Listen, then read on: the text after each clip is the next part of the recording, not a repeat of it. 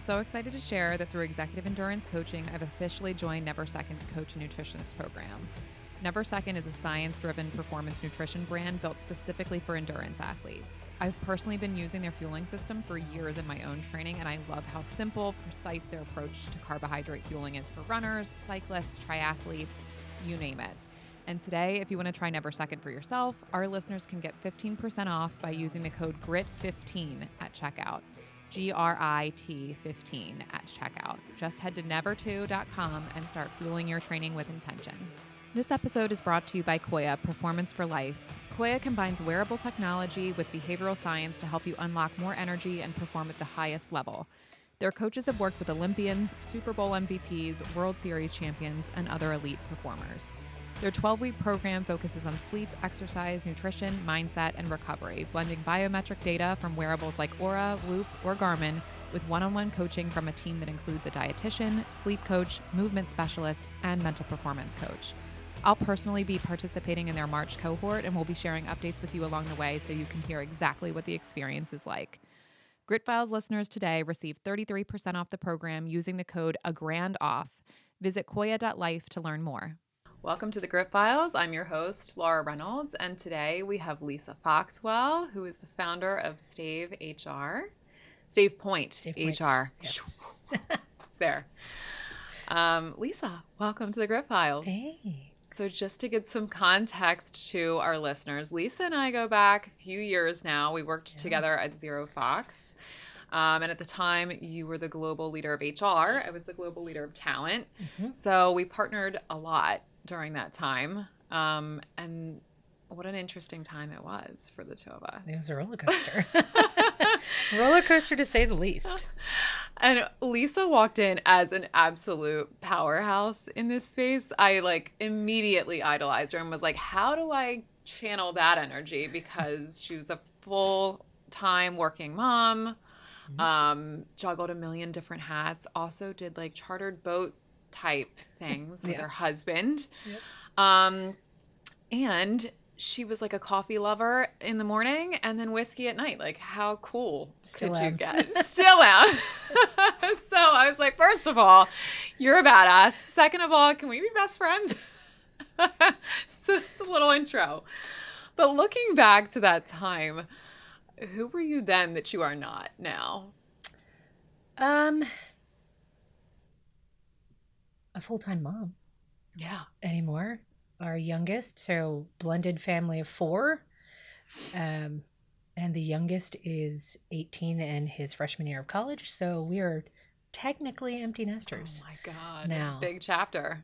Weird chapter. Yeah. Weird chapter. But other than that, I'm still me. Took the step to go from corporate to entrepreneurship and started Stave Point HR, which... my focus is on small business here in Baltimore. There are so many small businesses that just don't really need HR in-house, but they need HR.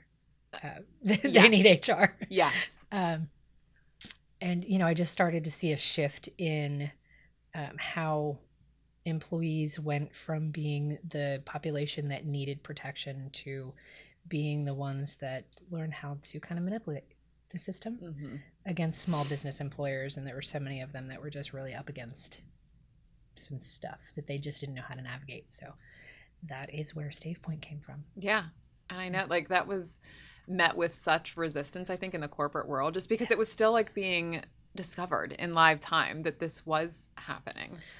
How did you navigate that in corporate before you left Stave Point?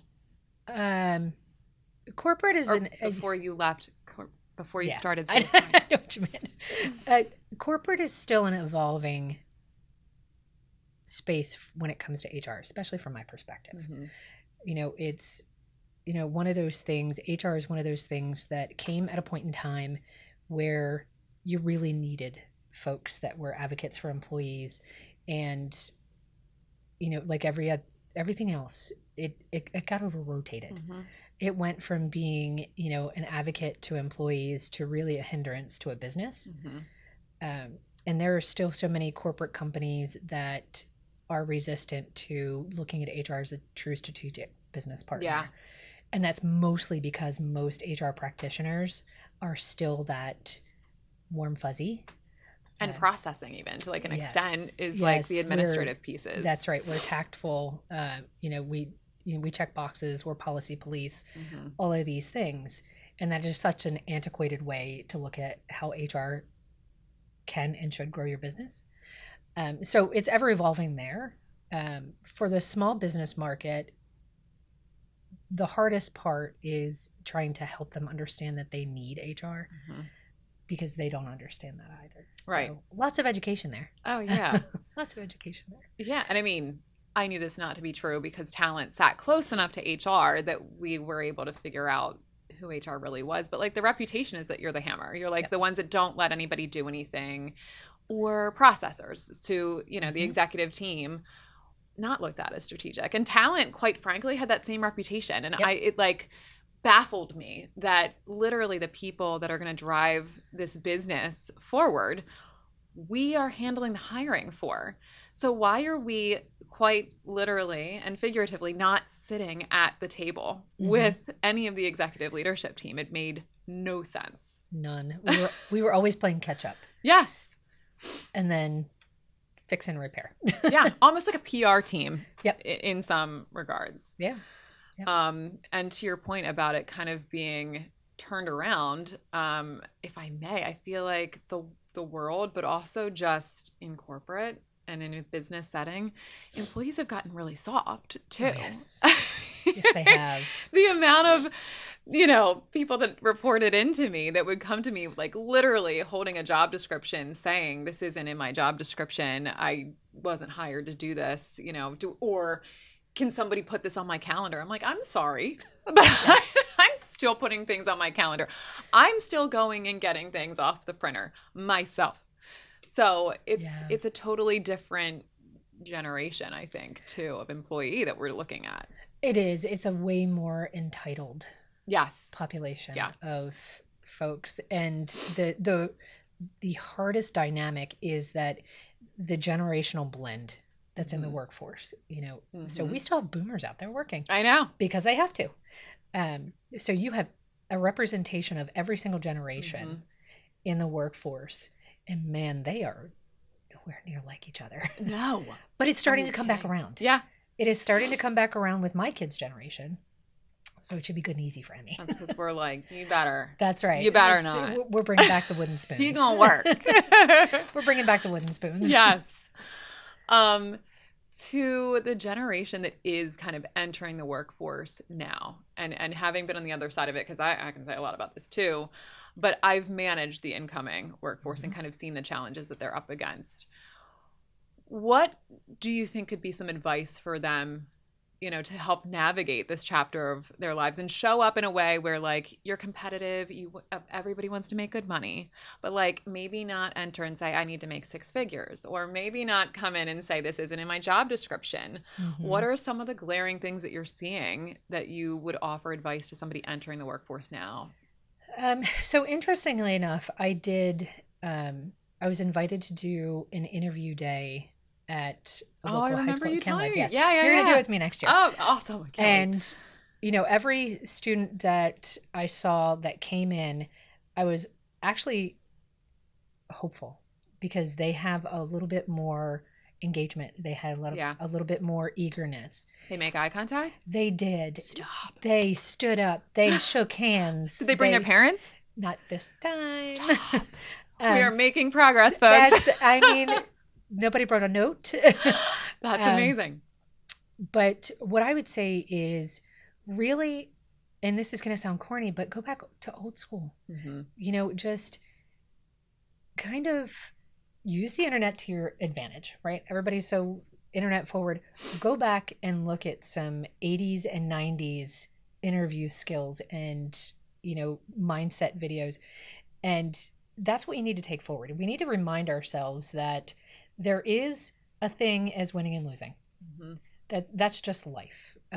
Participation trophies have really done us a disservice. Amen. It's, your paycheck is your participation trophy. So anything that you show up to do, you're getting paid to do. That is, you're not getting anything special. But get back to the mindset of competitiveness is an edge. Mm-hmm. And, to get more, you have to do more. Right. It's just that simple. If you want to be the best, you have to work harder than everybody else. You have to go faster. You have to sacrifice more. And if you're not willing to do that, then you just have to be okay with being average. Yeah. And to that point, just to shamelessly plug you, you would be oftentimes the first one to show up, last one to leave. Mm-hmm. You put in a ton of time. And outwardly, it was looking like it was coming pretty easy for you. You showed up as a badass. Your energy was that. It was like you were kind of unbreakable. Inwardly, as a friend, knowing kind of some of the struggles that you were going through, you struggle from Hashimoto's, which is like not a joke. Nope. So give our listeners just sort of an idea of what you experienced from a day to day that no one was able to see, but obviously took an impact on your work and you still showed up. Yeah, Hashimoto's is, man, it's fun. But really the most is crushing exhaustion. Just freaking tired all the time, mentally, physically. And, occasionally you got some brain fog. And I literally lived off of caffeine and just pure willpower. Like things had to get done. It is what it is. Yeah. And, just learning how to start taking care of my body a little bit better. Mm-hmm. I was a little rough on it when I was younger. Yeah. But it's, every day's a choice. You just have to get up and decide that, it might be tougher today. You have your good days and your bad days. It might be a little harder today. But tomorrow is a different day. Just to get up and get it done. Yeah. That was like my favorite thing to watch were your Instagram stories where, Lisa's also really physically active and competitive in that space. And you've done a number of different journeys, working out, different nutritional journeys. But my favorite was just your authenticity and you showing up and every day putting a story. And it was like, today actually was really freaking hard to get up and put in the time, but I got up. Today I was really freaking tired. Today I just didn't want to. Today it was, 112 degrees, but I still got outside and took my walk. Yeah. So, I think there's a lot of value in being authentic and like, hey, there is no promise that there isn't going to be a hard day. In fact, I promise you the opposite. Like you're going to have some really hard days, but you need to choose to show up and you still did. Yep. And that's not to say that there aren't some days that I didn't. Right. But I was honest about those too. And I'm still really honest about it. Like I haven't showed up. I haven't been to the gym in a week. It's okay. It's just like rest is work too. That's what I have to convince myself. Sure. I'm like, rest is work too. But I've never been, rest makes me feel lazy. So that's one of the things that I absolutely struggle with. But, it took me a long time to really start to try to find my sweet spot in the fitness world. Like I didn't grow up in a family that worked out. Like they didn't play sports. Yeah. Like nothing, none of that stuff. And, I was fortunate for the majority of my life that I was always thin. I was always slender. It was probably because I worked so many jobs and I never ate, but that'll help. It certainly does. But, trying to understand, it's like all of these things collided when I hit 40-ish. And I'm like, okay, so when I was younger, I had 2-3 jobs, put myself through school, had kids, all the things. So being exhausted was like par for the course. Right. And it was just like, of course I'm tired. But once, kids were grown and I was out of school and I had a career that was, supporting me. So I didn't have to have 2 jobs. I'm like, why am I still so daggone tired? Which is how I found out that I had a Hashimoto's. Yeah. I thought it was hormones. And I went to a functional medicine doctor and she's like... Everybody is the same. I mean, that is such a hot topic right now for my friend group because everybody's starting to kind of enter this fun chapter of perimenopause and menopause. And you're like, is this, like, am I dying? Is this brain fog because of perimenopause? Is this brain fog because I'm just insanely tired? Like, yeah. And no one has answers. You have to go to specialists. So that's right. And you know what? I saw it the other day. It is spicy puberty. Yes. That is a much more fun term. Let's call it that. Yes. So, I went and got all of my hormones tested And, she's a friend of mine too. So she actually called me when the results came and she was like, hey, you got time to chat? And I was like, welcome to the dark side. what is happening? Am I dying? And she Right. was like, so you either have Hashimoto's or Graves. And since your perfect. eyes are not bulging out of your head, we're going to go with Hashimoto's. So follow up with your doctor. So I was like, oh, well, Google me this. Right. So I made a doctor's appointment with my primary, and I love my primary. He's a really, direct guy. And he literally just like, oh yeah, you have Hashimoto's. Your thyroid seems to be working okay. We'll just wait. That's right. We'll just wait until it's not, and then we'll put you on some meds. And I was like, that's really not how I roll. Right. I'm going to avoid meds. Excuse me? That's right. Time out. So then I went down this rabbit hole of all of these, and good God, there is so much information. Oh, yeah. Well, I was on some of those roller coaster rides with you where we're like, all right, well, let's play with this protein bar. Let's try this. It's just like, okay, no gluten, no dairy. Yes. I'm just like, meat, no meat. For the love of it all. Mm-hmm. And I'm still trying to figure it out. Yeah. But, and I just, I told my husband, he's like, so what is your diet now? And I was like, dude, here's the thing. I'm just living my life right now. Yeah. I just need to live my life because I am quite honestly miserable trying to figure all of this out. I don't remember where we were going. No, it's such a topic right now, I think, for a lot of folks, because number one, I don't know if it's just because we talk about it more, or maybe there really is something that we've ingested that changed the time frame. But I feel like that hormonal shift is happening, feels like much sooner for people. And the impact is across the board. It's on, your partner that you're with. It's on your kids. It's on the people that you work with, because you're literally like on a hormonal roller coaster. Yes. And you're hot or you're cold or you like lost mobility that mad. You once had. Yeah. You're like, why am I screaming? Why am I crying? And it impacts everything. So having at least uncovered that you had Hashimoto's, how did that like change how you were able to show up at work? Like just knowing. It gave me actually a little bit more motivation to be more health conscious. And that sounds, again, corny or trendy, right. But paying more attention to your body and purposefully being more healthy. Yeah. It does make a difference. Like I know that I function better when I get up and I work out before I start my day. Yeah. And I made it a point of making sure that I do that. It did take me a little while to get off of the extreme roller coaster of it was like, okay, I am 100% full throttle, 7 days a week, no days off. Yeah. All the things all at once. And I was like, okay, killer. Yeah. There's one way to burn yourself out.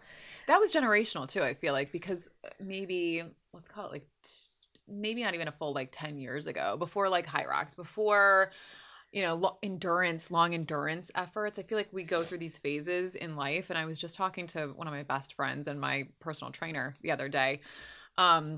And we were like, it used to be like the cool thing to burn yourself all the way out. Like, let's see how hard we can work out. Let's see how much we can starve ourselves. Let's see how far we can push this train before it explodes. And I feel like kind of like how things are coming back around with the working generation. Like it's coming back around from a physical standpoint too, where people are like, maybe we should rest. Like maybe some maybe yoga. This isn't good. Like, well, going through my coaching academy, the number of somatic coaches that are out there making a shit ton of money. And it's literally like sound bowls that people can just lay and like relax. And it's like, because we burnt ourselves out so freaking much that now we just want longevity. We want like mobility again. Yep. And nutrition. Like we're really paying attention to nutrition. I've talked to somebody before about sobriety, how like people have changed that even because they're like, God, I want to feel like good again. We've worn ourselves out. I just don't want to die. Right. Exactly. So it's such a conversation right now. I want to go back to you balancing it all, because I feel like we have a lot of listeners that are going through, formative and pivotal life chapters. We have been through those chapters ourselves, divorce being a big one. So you are far removed from having gone through a divorce, but it was a part of your story. and you have 2 children of your own then. So how did you navigate that whole chapter of being a single mom at one point, having 2 kids, going through a divorce, and still showing up for work every day? Yep. It was definitely hard because when I went through my divorce, it was also the start of my career. Yeah. So Which happens a lot, I feel like, for people. Well, as you know, I took the less traditional route. I got married at 21 and I had kids very young. Yeah. I had, one at 21 and one at 26. And through that phase of time, I was also working and putting myself through my undergrad. And probably figuring out who the hell you were as a person. I didn't even give that any chance because who I was a wife, a mother, a student, and a provider. Yeah. So I was constantly hustling. There was no downtime. It was boom, boom, boom, boom. And when I finally graduated with my bachelor's degree and chose very lightly HR, because I don't think anybody purposely chooses HR. No. And if they do, they probably need to be evaluated. Seek help. And by the time that time had come around, it was the end of my first marriage, and I was accepting my first full-time HR role and learning how to be in a much more professional. So, I'd worked my whole life, but most of those jobs were just jobs. Right. I was in financial services for a hospital for a really long time through undergrad. So professional-ish, like I had to show up every day, but being in an actual career and a profession that needed my focus, and then so did my kids. So my daughter was starting her freshman year in high school. My son was knee deep in middle school. Yeah. Fun ages. Chapters. I mean, I was just like, hey, why not just throw on one more milestone to figure out? But I did it with intention. I chose when my divorce would happen, when my kids were old enough. Yeah. I also chose to live a half a mile away from my ex-husband. I remember this one. Yeah. So that my kids had as much continuity as possible. Yeah. They had the same bus stop. They could walk between our houses, and they were old enough to do that. It was the least disruption for them. And it was just motivation. My daughter was in an age, she was 14. She was really paying attention. And my motivation was just helping my kids understand that, obstacles happen. Like the shit's going to hit the fan. It's just a matter of what you do when it happens. Exactly. Yeah. And, failure, it happens. I don't think that my first marriage was a failure. I think it was just a chapter in my life. Not one that I regret, not one that I could probably written better, but it is what it is. So, that's what kept me going, was I knew my kids were watching. Yeah. And at some point I was like, I'll sleep when I'm dead. Exactly. Who needs sleep?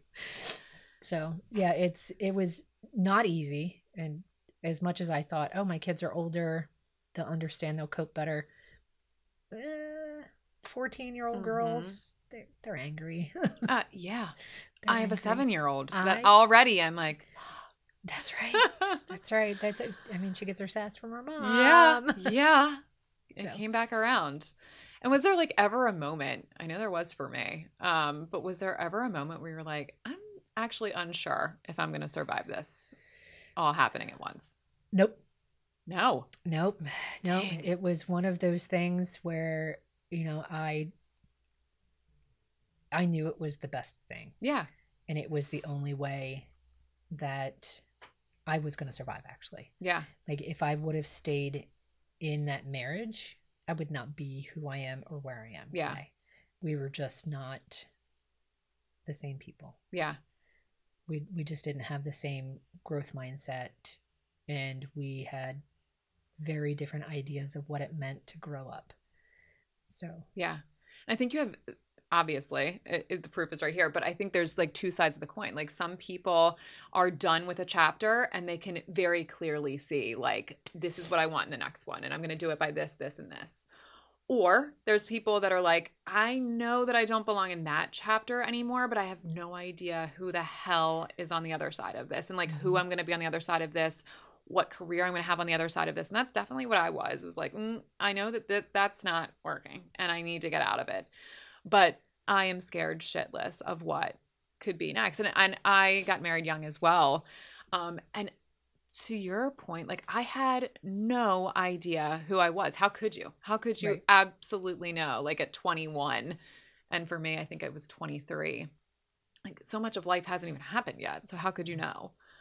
What was it like to rebuild who you were? Like finding that identity since you hadn't in the first marriage? Like what did that look like in building and creating this new identity for yourself? Oh, still evolving. Always. Still evolving. It's scary, and it takes a lot of hard questions and a lot of brutal honesty that a lot of folks, and in the beginning I wasn't really ready to be that honest with myself. Nope. That's painful. That's frustrating. That's hard. Yeah. I'm like, oh, that seems ugly. But once you start to really kind of feel rooted in where you're going, and understanding that, look, I survived this part. I can survive just about anything. It's when you start asking those really brutal questions of yourself and you're okay with what those answers look like. Yeah. You know, there were some answers to questions that I was like, ugh. But the only thing that I can do is to change those answers. Yeah. It's like, okay, I don't like this part. So let's fix that. Yeah. I'm still getting there. Yeah. Oh, same. And it is like, that is so true, is like, you know, I think people get stuck in the, well, this is what I am right now, and they don't like it. So rather than leaning into, okay, then how do we change it? That seems too hard. That seems insurmountable. That seems like, I don't know that I can take on that thing. And I've been there. I've been in that same conversation with myself. But until you're able to really like look at the ugliest of the questions and be like, no, we're going to go straight into that one. Yeah. You can't get through it. Like you can't. Yeah.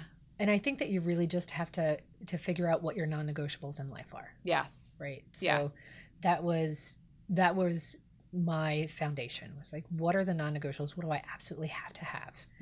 And it was stability for me financially, stability for my kids financially and emotionally, and work backwards from there. Like, how do I achieve those things? Yeah. How do I make sure that I'm showing up every day and my kids know that no matter what, I'm there, I've got their back, we'll figure it out. And you know, one of my dear friends, she coined the phrase herself, with a solid foundation, everything is figure outable. It's so true. And so it's figuring out what those foundations are built off of and building backwards from that. So I think you're so right, is that there is like a reverse engineering that has to happen, is like, and that's what makes it figure outable, because a lot of the time that foundation is not even there, or it's crumbly. So you have to name the thing that you want to be, you have to name the place that you want to go, and then you do the reverse engineering of, okay, well, if I want to get to this place, or if I want to, you know, look this way, I need to go to the gym this many times, or I need to change my mentality around that. But I think people often want to jump to, like, once you've already figured it out, and they're putting the cart before the horse. Like, they are, and they're looking at it from a much more superficial perspective of, you know, is it a job title? Is it an actual physique? You know, like, you know, do I want six-pack abs? Right. Or do I just want healthy and longevity? Like, do I want to be able to take care of myself when I'm 75 and live by myself? Yeah. You know, is it a job title, or is it the stableness of an income? Like, take off the shiny parts and get to what the root of it really is. Like, what is that absolute basic foundational part? Yeah. So many people are just, and social media makes it so hard. Oh my gosh, because they're like, I want this picture. Yeah, well, you don't know. That picture's been airbrushed. Oh, everything is airbrushed. Everything's fake. That's, you know, I was like, yeah. I don't filter anything I don't know how. Right. I tried one filter on Snapchat with my daughter, and it looked like I was like, "What the hell just happened here?" Who is that? I was like, "What is this?" I know. And I think you and I can definitely attest to, like, we had some pretty titles at one point, and that at least, you know, for me at that age, I felt so lucky, right? And I think that's what society wants you to think is, like, if you're able to build to this specific place by this specific time, how lucky are you to even be considered for that? And I allowed that thought to really kind of cloud who I wanted to be for a long time. I just did, like, what I was supposed to do, climb the ladder, and kept getting the pretty title. And it was so hard to come to grips with the fact that, like, I wasn't the type of person that actually gave a shit about a title. I did for a while because I was supposed to. But when I had the title that I thought would be the one that, like, this is where I'm supposed to be, I was like, oh, I cannot run fast enough away from this thing because I have decided I actually really don't freaking like it here. Like, I don't like the responsibility tied to it. And when I dug really deep and asked the ugly question of, like, what is it actually that you're chasing? I just wanted to matter. Like, I wanted to make some level of impact. And, you know, it is possible, I think, to be elevated enough that it takes so much joy out of it that you're a different person and you're not able to provide in the way that you wanted to for people.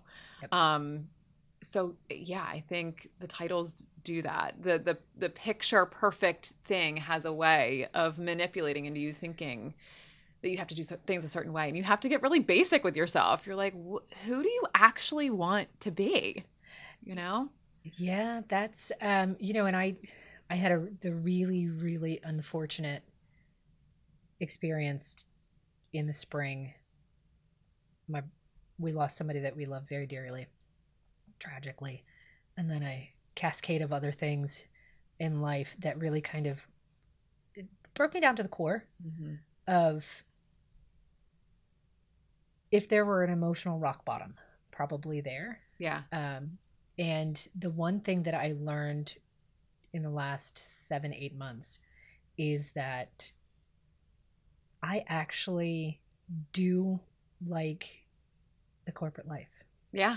It's bizarre to the extent that I'm working with the right people. Yes. I love consulting. It's fun. I love the freedom and the flexibility. I crave stability. Yeah. And being a part of a team. So I'm actually, and being on my own was something that I thought I always wanted for decades. Like, that was always the end game. The end game was always going to be corporate until you have the opportunity to just go out on your own and then be your own boss, and no one can tell me what to do. I still have that attitude, but right. But from the perspective of being in-house or being solely consulting, it's right now where I'm at in life, that's just not for me. Yeah. So I'm looking forward to going back to corporate next week, because I think I found the right opportunity and the right partner to do that. I hope they mean it when they say that they consider HR to be strategic. Praise be. Please. Yeah. I would love to be part of... Did you ask, show me the seat where I'm physically going to sit at the table? I want to see it. I want to see the chair. I want to see my name tag. It's for another PE-backed firm. Yeah. Which I kind of like that work too. Yeah. Which is a bit bizarre. It's not for everybody. But I would love to be part of the future evolution of HR and really start to bring it to a strategic part of the industry where it's okay, we fully rotated to the warm and fuzzies and everybody gets, a star. Now let's get back to what we were really meant to be. And that is, let's grow your people function in a way that actually grows your business in a smarter way. Yeah. Because I don't care what your business is, you have to have people. Yeah. So it's so true. And one thing that comes to mind out of what you just said that I think is important for a lot of listeners to if they haven't received it already, this is like your permission to change your mind, because Every time. you know, you in anything, in marriage, in, you know, wanting to be a stay-at-home mom versus a working mom, leaving corporate to go out on your own and then figuring out, just like you did, like, you know, I thought I wanted it, permission to change your mind, because you don't, but you tried it. Yep. And I think a lot of people are kind of waiting for that permission because they're embarrassed. There's like shame around like, oh my God, but I wanted this for so long and I told so many people that this is where I wanted to be and this is what I wanted to do. And there's this like quiet shame around, I just freaking changed my mind. That's it. It wasn't like a failure. It wasn't like something went wrong.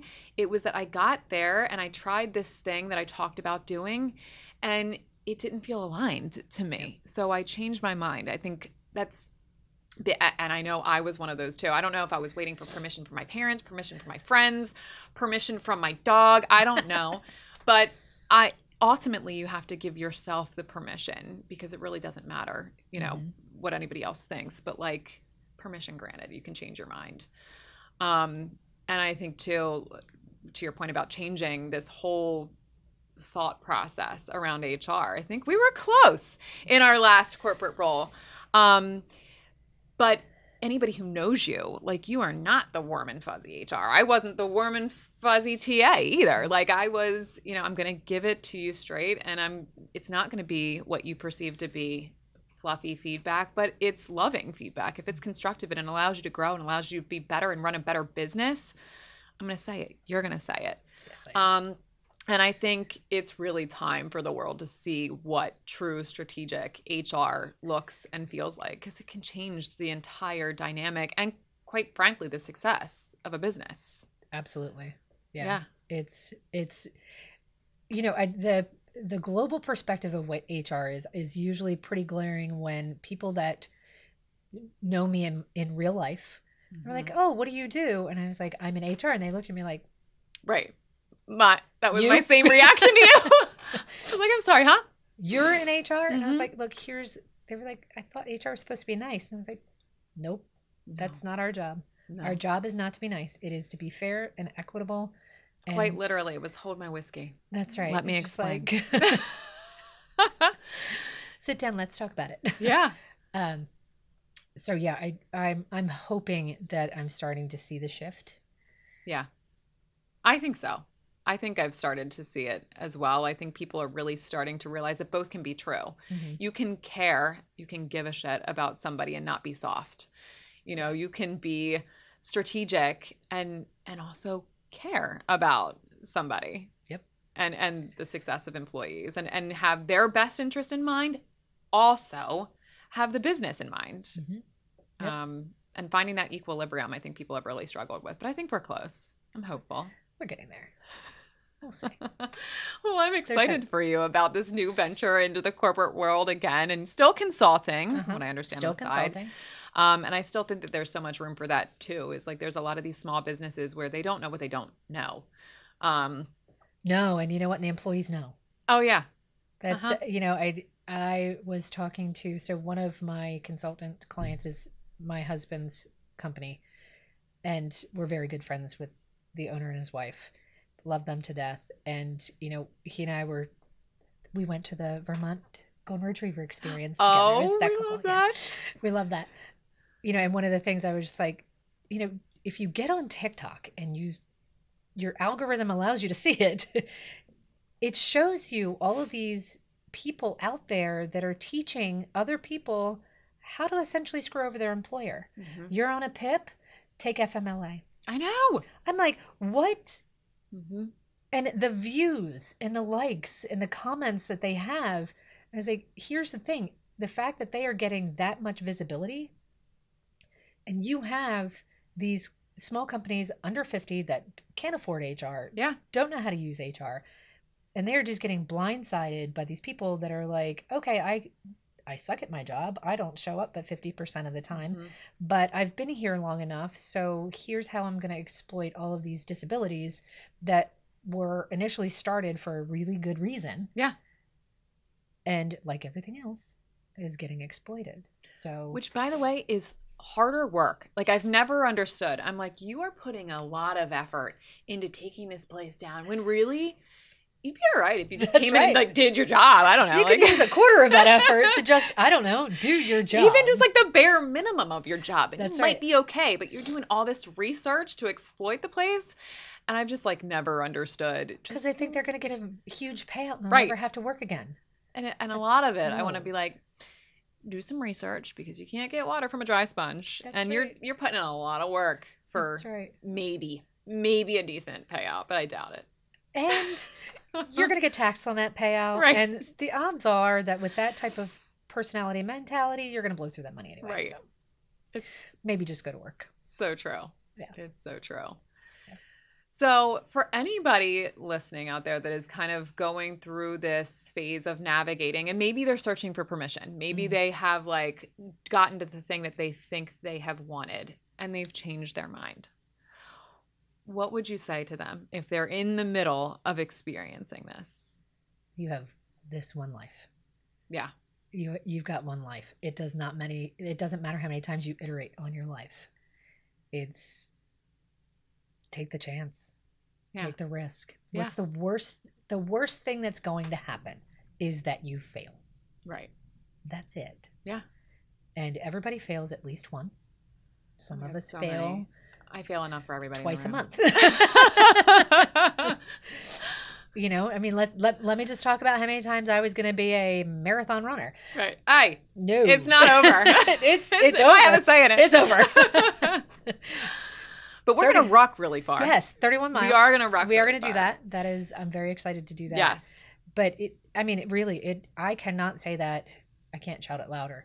You have one life. The only permission you need is your own. The people in your life will show who they really are throughout whatever transitions, whether you are failing miserably or you're winning altogether. It's the ones that are still there when you're failing miserably. Those are your people. Yeah. Life has a way of weeding out the shit and getting you back to the foundation of just really good. I am fortunate. I have a very small, very tight circle of people that will always lift me up. They will tell me when I'm wrong. But they'll do it while they're still, holding out a hand saying, here, get off your ass. You probably shouldn't have done that, but now what? Yeah. So don't wait. Yeah. And again, I'm coming off of a, 8-month mourning of, it's just our friend was 44 years old. Yeah. And not long enough to be here. Nope. So if you're looking for permission and there's someone in your life that's not willingly giving you that, find new people. Yeah. And I mean, even the feedback piece of it, I feel like I tell people this all the time, but like if your friends aren't loving enough to be giving you feedback to help you move forward, they are not your friends. They are yes people all the time. I am so appreciative of the friends that are like, that thing that you said wasn't the best reflection of you. And I just want to give you that feedback. If I don't love to hear it, but I need to hear it. If people see me acting erratic for whatever reason and they call me out, that is love. And if you were lucky enough to have friends that can hug you as they're giving you some really tough feedback, that's your circle. And it does get smaller and it has a way of tricking you into thinking that you're lonely. That small circle, if you're lucky enough to have it, is like the greatest gift in this life. And it is your permission always. Absolutely. Yeah, I've been surrounded by lots and lots of people and felt the loneliest because none of them know who I really was. Yeah. And there are people now in my life that know all of the ugly and all of the beautiful. And they're like, you know what? We're in this together. Ride or die.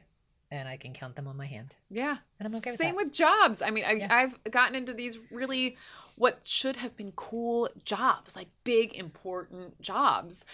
And it was lonely. It was like, God, is this all there is? Is this all this massive position and massive responsibility is? And then I've been in jobs that this one included. This kind of was something that was building and I didn't even know. It's been my favorite thing. And anyone who any outsider would have probably called it really risky. They would have been like, that's a risk. Stay with this thing that this thing that you have all this experience in.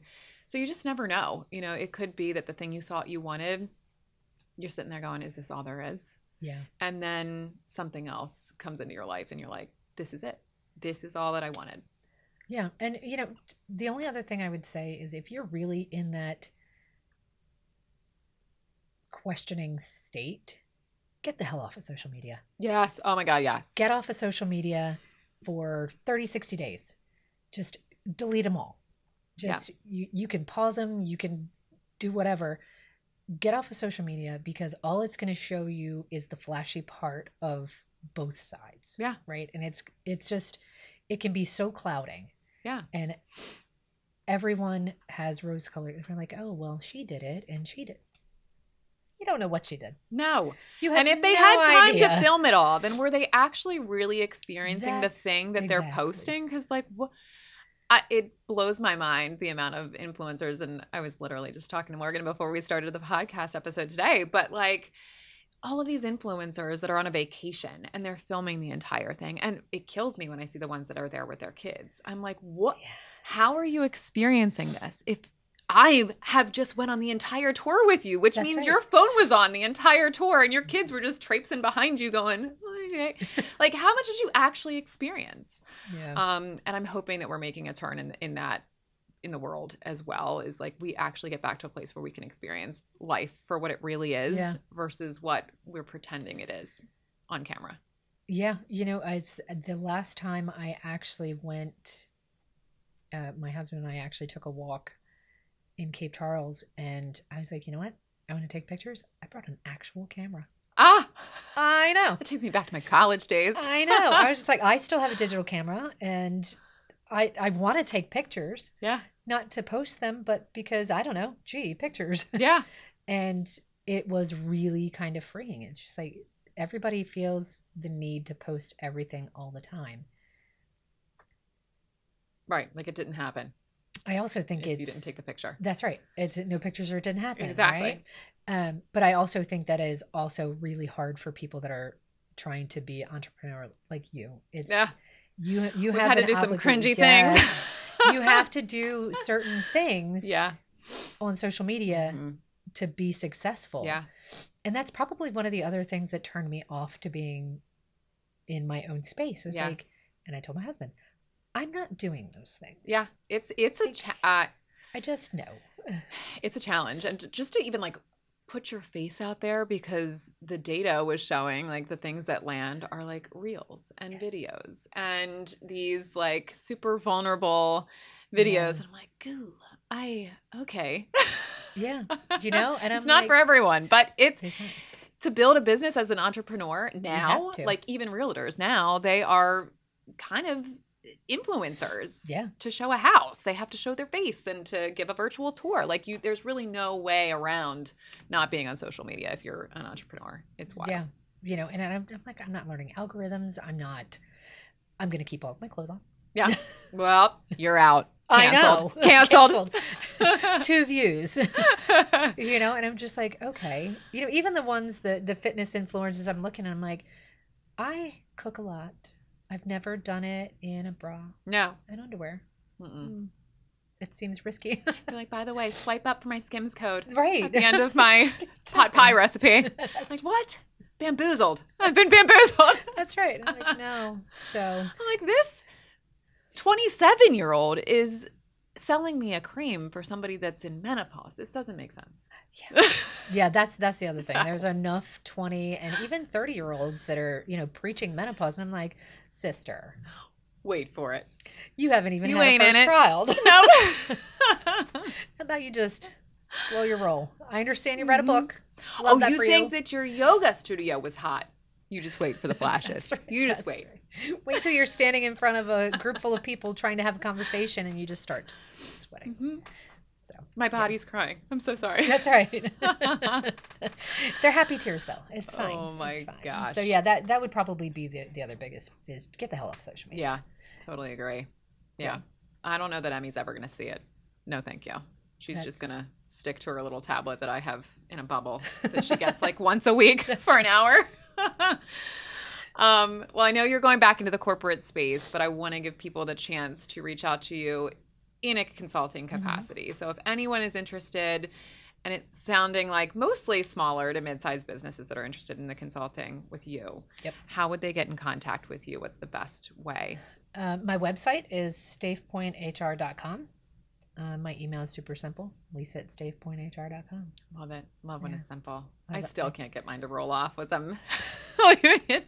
It's a little long. But do you know how many times I had to iterate to get that? And it's ridiculous, because I think I was part of that as you were finding a domain even for a website. I was like, what the? And I at some point, I literally used ChatGPT and I was like, look, this is what I like. I like dogs, coffee, and whiskey. Find me words. And that's where it came from. That's where AI, we love that it can help in that space. Lisa, it has been such a pleasure having you here. Obviously, you were one of my top choices to come in, and I'm so glad that you had time for us. So if anyone wants to get in touch with Lisa, she left her website. Call me. I'll get you in contact with her too. But thank you so much for being a guest on The Grit Files. Absolutely. My pleasure.